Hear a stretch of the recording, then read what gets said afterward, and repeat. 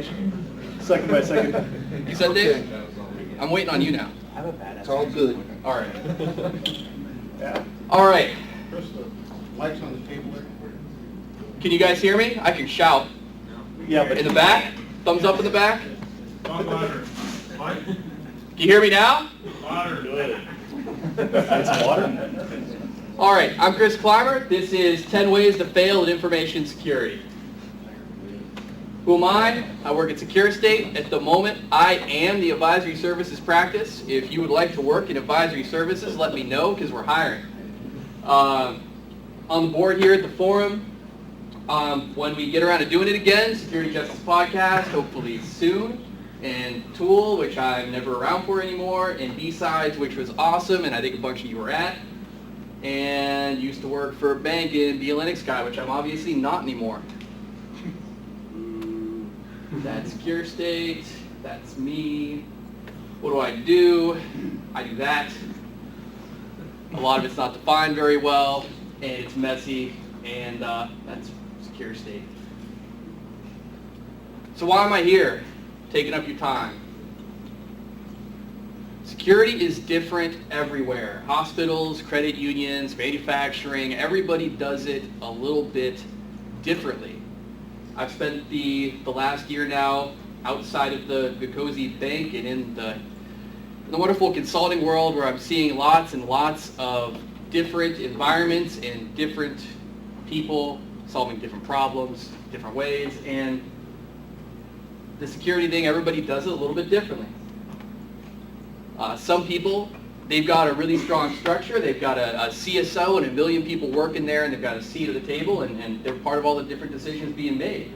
Some people don't have anybody at all involved in security. They barely got IT, right? There's half a person that's also, answering phones and who knows what else. Some people like to have a lot of internal experts that get trained up, go to things like this, go to stuff like SANS and DEF CON. Other people think that's a waste of money, and let's pay for outside experts, and they'll do all the training, and the internal people just kind of wrangle the vendors. Some people are on governance, right? Some of you guys are in security. You don't touch anything. You don't get a log in any systems at all.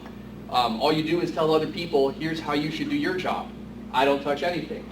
Other people's are operational. They're configuring the firewalls and the IDS, and if it's got security anywhere in the name, all right, well that's mine, and I'm going to do everything there is to do with that device. Some people just don't really have a lot of direction. They're trying to do whatever they think is right. Now, everybody's a little bit different. All these things can be right. None of them are necessarily wrong, but some things definitely are. So this is 10 ways to absolutely, positively make sure that you will fail at information security. Didn't you have 10 categories of I didn't count. industries? Okay, I didn't know if it was related. I didn't think that far ahead. Number 1, focus only on technology. This is traditionally how security started out. You're the firewall guy. You're the network guy. Whatever the problem is, you've got a firewall that's there to solve it. Whether it's network firewall or application firewall, or it's going to have firewall in the name, and it's going to be red, and you're going to put it in front of the thing that's bad, and it's going to fix the problems.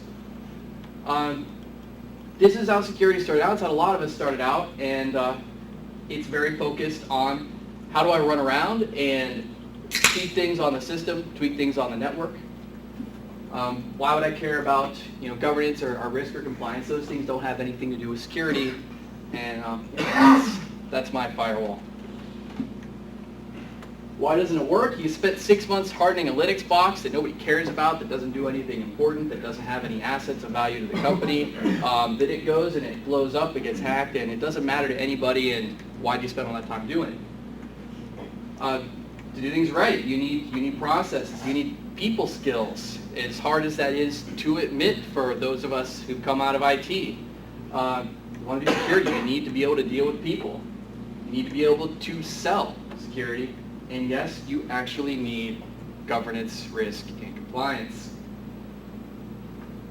Number 2, Focus only on governance, risk, and compliance. Why doesn't it work? I've spent 12 months, I've collected all kinds of data on everything in my environment. I've spent 6 months building models. I spent $500,000 on Archer or whatever GRC software I picked, and your risk is 8. I don't know what that means, I text for it, but it's 8. So make it 6. Every year, let's make PCI compliance the #1 priority because, after all, C is in GRC, so let's do that because I understand it, I can put dollars around it, and I can tell people exactly what to do. Why doesn't it work? Our risk models that we use in GRC, they're not so great, they're incomplete, they're not connected to reality much of the time. You need operations to actually do stuff. No matter how good your GRC tool is, no matter how much information you put into it, if you're totally divorced from what ops is doing, whether it's operational security, whether that's operational IT, whether it's operational anything, operational is a key word. You need to have somebody who actually does stuff. So quantifying all the problems in the environment and putting them in a nice formula doesn't fix anything. And more importantly, they don't know what the hell you're saying. The risk is 8 doesn't mean anything to the guy that is working on the firewalls or the server admin. That doesn't tell him what he needs to do. It doesn't give him anything actionable, and it's nonsense. It's no better than the match 8 ball there. So number 3, don't understand what your assets are. Again, it's a little bit about the operational security mentality that I know I definitely had starting out. Your job's not to protect a server. Your job's not to necessarily protect the network. Your job's to protect the people who write your checks and make sure they can keep writing checks. And there's some variation on that within the organization you work within, but that's what you're there to do. And it's really easy to lose sight of that and get bogged down with how do I configure this server and how do I, find the bad packets going across the network. You need to know what's valued to the company.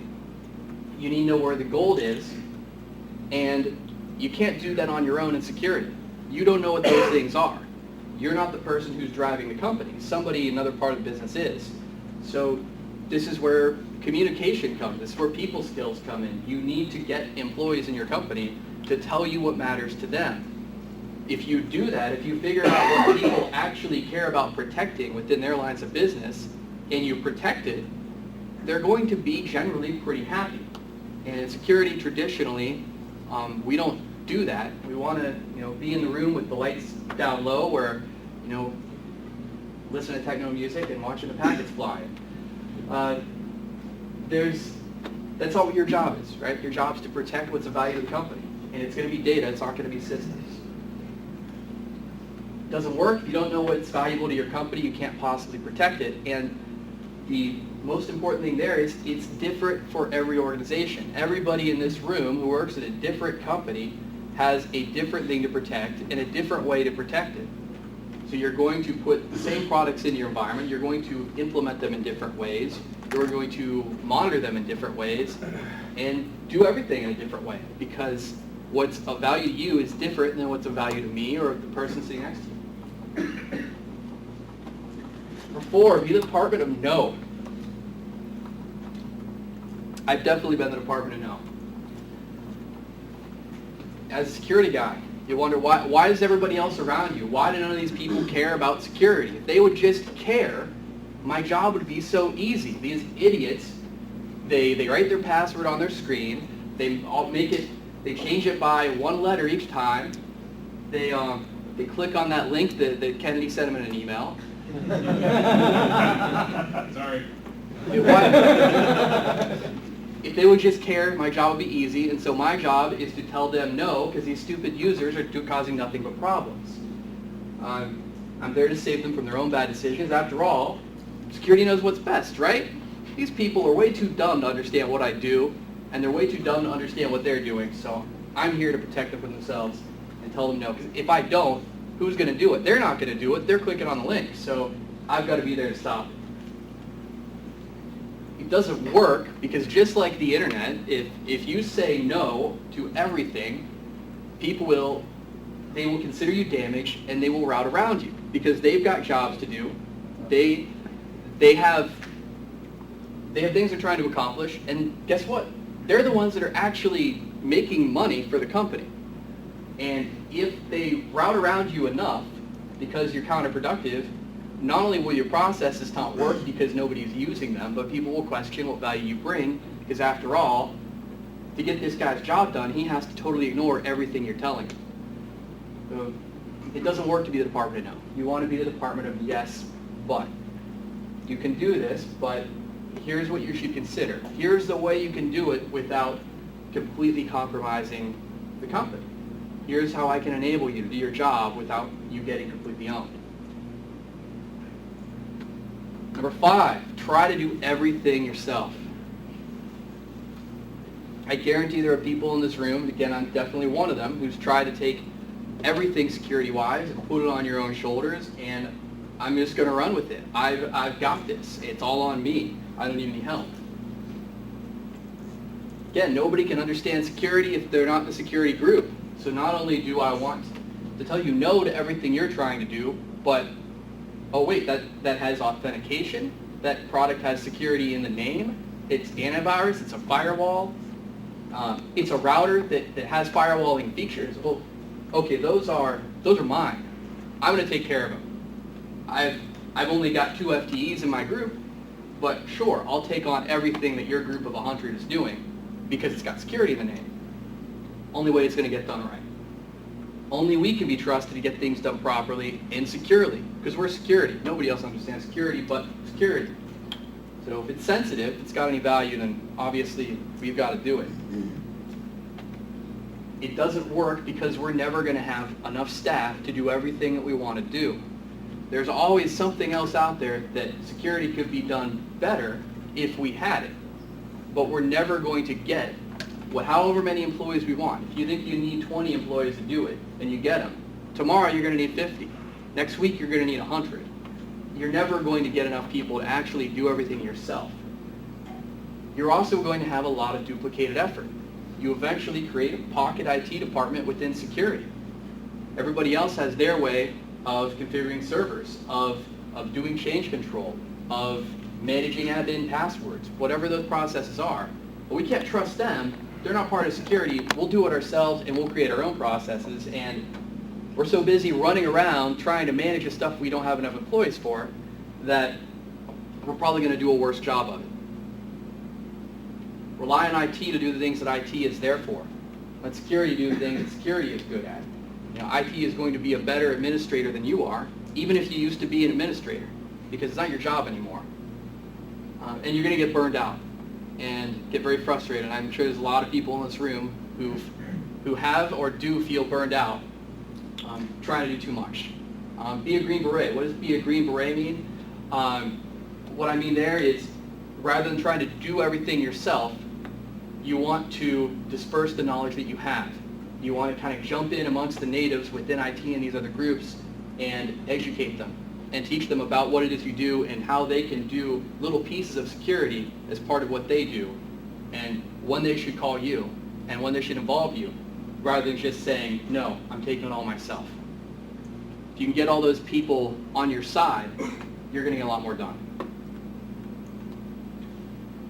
Number 6, don't bother to assess. I don't have the staff, I don't have the expertise to do pen tests, to do vulnerability scans, vulnerability assessment, to do risk assessments, to do any kind of assessment.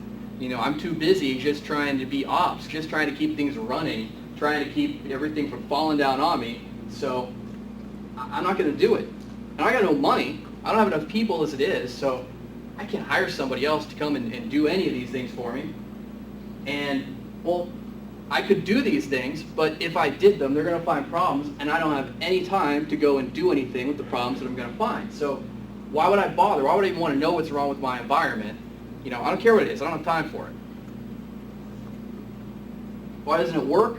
If you don't bother to assess in some way what you're dealing with, you're not going to know what the problems are. It seems pretty obvious, but it happens a lot where people don't do this or don't do it regularly enough. You know, doing some kind of assessment every 3 years probably isn't good enough. By the same token, doing one every 3 months, you're probably going a little overboard. But at least once a year, you should be, in some fashion, assessing where you're at. Are things getting better? Are they getting worse? Have new problems popped up? And it doesn't work because even if you're not assessing, you're being assessed. There are people who are, to some degree, looking for your problems. Your employees, some portion of them are testing the systems that are in place to see, okay, can I bend the rules a little bit here or there to get to the website that I want to get to, or to send the attachment that I want to send. There are people from the outside that are trying to get in. Everybody here works for some organization that has something of value, and there's somebody that has an interest. How much interest there is going to depend, but there's always somebody that's going to be interested. You're being assessed. Somebody else will find your problems for you. You don't have to pay them to find your problems, though. No, but you get to pay a lot more money after they find them for you. I'm not sure what Sony's up to there, but they've got a CSO now. RSA is giving new tokens to everybody. That's, what was it, $43 million? Yeah. Now, I'm sure many of those guys did some form of assessment, but the point remains, you're being assessed. People are looking for problems. We're always going to have breaches. These just happen to be some of the newer ones. And on a side note, you got to admit the Lulztech guys, Mr. Peanut there is pretty fun to watch. They got a good graphics guy.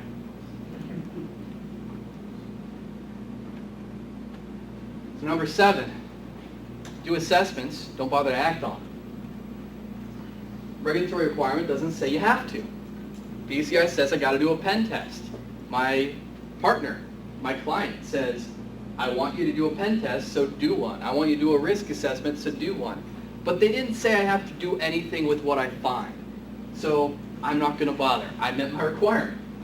I'm too busy fighting fires, running around and just trying to keep things going to actually follow up on anything, so I'm not going to act. In that, I can tell you, and I'm sure everybody else here has seen it too, happens all the time. Nothing's more frustrating than doing a pen test and a year later, it's not fixed, or a risk assessment, or even a vulnerability scan. It happens all the time where the same problems are there recurring, and you know they're there, and you know how to fix them, but you get busy, or more likely than not, you just don't have your priorities straight. You're focused on the wrong things. You're focused on the stuff that is right in front of your nose that people are emailing you about constantly, and you don't have the time to think about it's actually going to make things better. Another reason, security is in a governance role. I'm in a governance role. I do assessments. I do audits, whatever it may be. I find problems as part of my group. I don't fix anything. It's not my job. I'm just here to point out problems. So the people in ops, they don't care about fixing stuff, and that's their fault, and I'm not trying to help them. I'm just pointing out the problems. Those idiots won't fix them. Why doesn't it work? You don't fix the problems that you do know about. They aren't going to go away. They're still there. You have a report that says they're there. Other people can read that report. Other people can go pull up your vulnerability scanner. In some cases, a lot of people might know about those results. And if you don't think about them until the month before next year's pen test or risk assessment or whatever, you're probably not doing a very good job of managing things. So yeah, they don't go away. Number 8, buy into FUD. Fear, uncertainty, and doubt. FUD comes from vendors. FUD comes from vendors trying to sell you products, trying to sell you services. And I am a vendor who tries to sell you services. Beware of FUD for me. FUD comes from security conferences, which are going to focus very often on the latest and sexiest O-Day attacks. They're fun to learn about. Everybody's going to tell you what you should be worried about, whether that is the product vendor who's trying to sell you the latest NAC or IDS or whatever that's going to protect you against the APT, whether it's the consultant like me who's trying to get you to buy a pen test, whether it's just the guy giving a talk at a conference that wants you to, really worry about, man in the middle on cell phones because it's a really cool thing to talk about. Whatever it is. These are all really good sources of information, but you need to put them in context. None of these people, whether it's me, whether it's somebody from a product vendor, whether it's somebody at DEF CON, spends their days at your company in your environment with the people you work with, understanding the problems that you actually have. They might have a snapshot if they've done some kind of assessment. They might have a little tiny kernel of an idea if they've talked to you briefly. They can give you advice. They can give you direction. But you are the one who's there every day. You are the one who has to live with any decisions that you make, and you're the one who understands your environment. So don't take anything that anybody else is saying as gospel. Put it into context. Apply it to your environment, because everybody should be doing security differently. There aren't magic bullets that work for everybody. There's a lot of different solutions we have, and a lot of them work really badly if you try to use them for the wrong problems. And a lot of salespeople will convince you they will work for every problem. So never let a vendor drive the definition of your problem. Figure out what your problems are, and figure out what the products and services are that fit it. Figure out what you can do internally that fits it. Don't let the vendor tell you, you should be worried about APT, therefore you should buy my product. Because, after all, who knows if you've been hit? Number 9, make unilateral risk decisions. It's up to security to decide what risk the company should take. Because just like security, I'm a security guy who's moved on to risk, so not only do I only understand security, I only understand risk. Nobody else in the company really understands the bad things that could happen. I've got to shoulder it all. All right, maybe there's some things they have to decide around the business, or that's not important. What's important is we could get hacked. What's important is malware could spread through the network. What's important is the APT. These things could all be more important than anything else that we're doing in the company, because they're the things that I understand. Get out of our way, leave security and risk to us. It doesn't work because security has absolutely no idea what the risks actually are that are acceptable to the organization. It may be possible, as hard as it is to accept in security, that the risk of being compromised, the risk of being a huge breach like Sony or RSA or whoever, is perfectly acceptable to your senior management if they understand the risks that they're taking. That last part is key. Your job is to make sure that those people understand the risk within your area that they're taking. You can't sign off on that. The CEO has to, or the COO, whoever is your decision maker. And you need to give them the information they need to make that decision, or whoever it is that takes it up the management chain. At some point, you're going to take a stand on something that you're very, very wrong about. Many of us probably already have. When you do that, when you make these unilateral decisions about what risk the company should be taking, and make a big stink about it, and run it up that management tree, and you're wrong, you don't have credibility anymore. And in security, we wonder, why can't I get budget? Why don't they want to give me the money for the things that I want? Why won't they listen to my opinion? These are the reasons why. We take stands on things that we shouldn't based on information that is incomplete.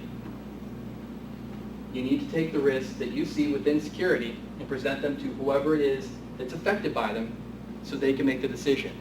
And make sure they understand that. And make sure they understand they're making the decision. It also means that if they choose to accept a questionable security decision because it's within what they're responsible for and something bad happens, it's on them. You get that documented. You make it clear who made that decision and why it was their responsibility to. And when they get hacked, well, it's not security's fault. We said, if you gave us $100,000, we would take the likelihood of this happening down. We would help to mitigate this thing. You didn't give us $100,000, and the bad thing happened. We got hacked. You made that decision. I didn't. And that's the way you want to play that thing. You don't want to be responsible for somebody else's bad decision. And at the end of the day, we're not ever going to be the ones deciding where the money goes for the company. Somebody else will. Number 10, stop learning. Everything changes fast in security, in IT, in the world around us. It's very difficult to keep up. There's no time made for education at work. They're not giving me a training budget. They're not letting me travel to go to training. They're not giving me time off to go to conferences. They don't have a budget for books, any of these things. My company's not making a priority, so I'm not going to make it a priority. For a lot of us, if you have a life outside of work, You don't have time to be learning all the time. You get older, you have kids, it's tough. You figured out how to keep current on CPEs without actually learning anything. Luckily, nobody in this room is guilty of that because we haven't been keeping our logs. So, but I mean, seriously, anybody who's in this room is probably not within this camp, but I guarantee everybody here works with somebody who is. And depending on the organization that you're at, you may work with a lot of somebodies who are like this, who have chosen to become stuck in time. And they are still worried about things that were a problem 10 years ago and missing things that are very important now because they've chosen not to learn. And that's fine, and that's a decision you can make, but you're not going to have a lot of responsibility, and if you do, you're going to make bad decisions. So anything in IT, you've got to keep up. IT security, you've got to keep up just as much. Everything's changing around you. You take the things you know and you learn how to apply them to new technologies that come around, but you need to understand what's changed around you. Doesn't work to stop learning because things change rapidly. The business changes too, and that's something important to understand. The way that people do things changes. The cloud's huge now. 10 years ago, not so much. You know, things that would maybe fall within that camp were around, but today, everybody has something they're using that's sitting out on the internet that their company probably depends on pretty heavily, and there's pressure for more of that. And there's a technology component to that, but a big part of it is changing the way that your company does business. People are outsourcing more, both in terms of just direct, here, I'm going to hire out IT over in India, or again, pushing it to the cloud. The way that people do things changes. Things are more international in many kinds of businesses than they were. China's bigger, India's bigger. What does that mean to me in security? It means a lot, especially if I work for a company that's international that does business in those areas, or a company that's thinking about going over there. I care a lot about assets that people in China are going to have access to versus maybe somebody in Norway. It's a different risk. So the company changes around you. The tools and techniques that you used 5 years ago are not necessarily going to be valid today. 5 years ago, we were more network-centric. We didn't have a lot of the things we have now. Today, everything's a lot more application layer. The perimeter has gotten to be a lot less clear. You can't throw a firewall at everything anymore. There's still people that are trying to do that. You probably work with some. It doesn't work. And understand, too, even if your employer isn't making time for education, that you still need to some degree, which you are. You're all here. You're all listening to me blather on. It's important for your own development. And even if you get by that employer not learning stuff and maybe even get promoted there, because that's what the culture is, 10 years are going to go by, you're going to go look to work someplace else and have a rude awakening when you realize I'm 5 or 10 years behind my peers. So know what's going on around you. Know what everybody else in this room is doing in their environments and the kind of things that they're learning. Not just the people you work around at work who are a bit of an echo chamber. These are my 10 things. There are definitely more ways to fail at information security. You probably have already found some of your own. You probably know people who you would consider to be an item on the list. There are failures walking around us. Try to learn from the failures around you or the failures that you experience. Don't repeat them. We're all going to make mistakes. It happens. It happens to everybody. You don't want to repeat them. You want to learn from them and be better. So that's my ranting. Who's got questions?